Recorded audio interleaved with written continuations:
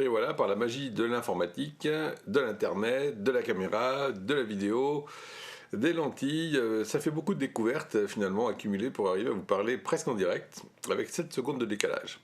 J'espère que vous allez bien pour cet après-midi. On va s'occuper de progresser sur notre petit tuya de service.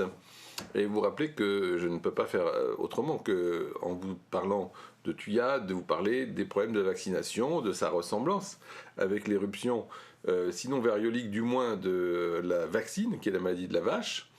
Tout ça nous avons vu, et puis de soulever le problème de l'isopathique. Et vous savez malheureusement que les gens raffolent de systèmes, raffolent de raccourcis, raffolent presque de pensées magiques en fait. Et vous voyez qu'ils sont déjà faiblement christianisés, ils sont encore très très dans la pensée magique.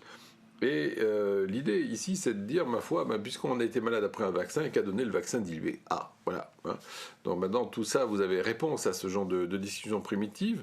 Mais Schmitt nous met en garde encore un petit peu plus loin en disant que lorsque on a des produits morbides qui proviennent directement de tissus humains, en général, ce ne sont pas des médicaments qui vont être très utiles. Alors par exemple, si nous regardons tuberculinum, vous remarquerez que le tuberculinum bovinum est beaucoup utilisé, alors que Bacillus, qui est le bacille de crachat de bacilles tuberculeux par Burnett, ne présente pas du tout le spectre d'intérêt que présente tuberculinum. Donc il y a des raisons à ça, vous le savez, c'est dans la définition de l'homéopathie.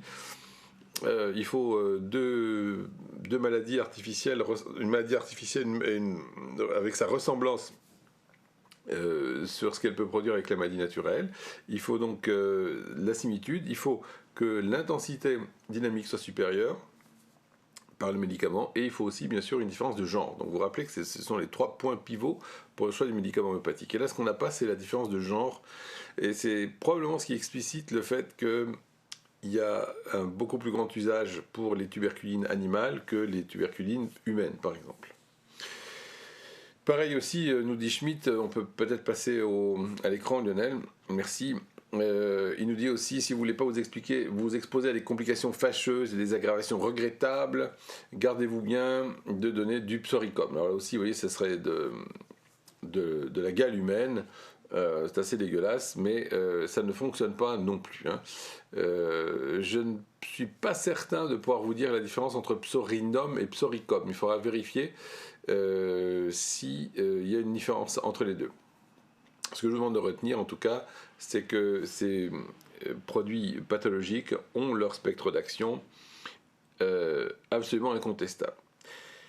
Mais évidemment, de la même manière qu'aujourd'hui la médecine classique domine le tableau alors qu'elle devrait être juste réservée aux palliatifs, de même ces isopathiques devraient être réservés dans les cas où on n'arrive pas à progresser faute d'un tableau très clair. Alors vous avez plusieurs indices qui vont vous faire donner des produits isopathiques. Le premier indice, c'est que justement il n'y a pas d'indice.